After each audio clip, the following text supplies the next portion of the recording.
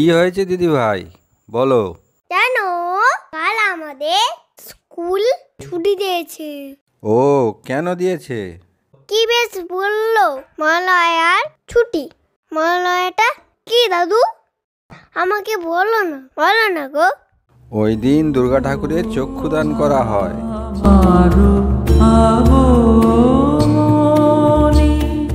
চক্ষুদান সেটা কি? দুর্গা ঠাকুরের চোখ আঁকা হয়।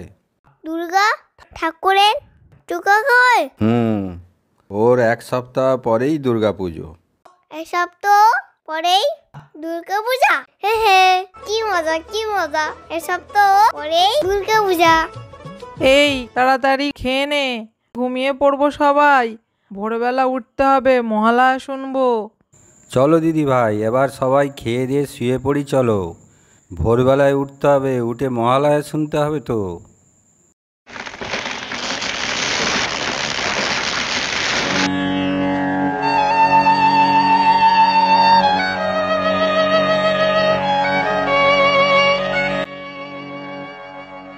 এই উঠে পড়, ভোর হয়ে গেছে। ডাকছো কেন? ঘুম পাচ্ছে। ভোর হয়ে গেছে, মহালয়া শুনবি না? মহালয়া শুরু হয়ে গেছে, চ উঠে পড়। দূর আলো। ও দাদু, মহালয়া শুনছো তুমি? এসো দিদি ভাই, এসো আমার কাছে, মহালয়া শুনবে এসো। আকাশে অন্তরিত মেঘমালা, প্রকৃতির অন্তরাকাশে জাগরিত জ্যোতির্ময়ী জগন্নাথ। জয় জয় জাপ্য জয় শান্তি পরস্তুতি তাৎপর বিশ্বনুতে।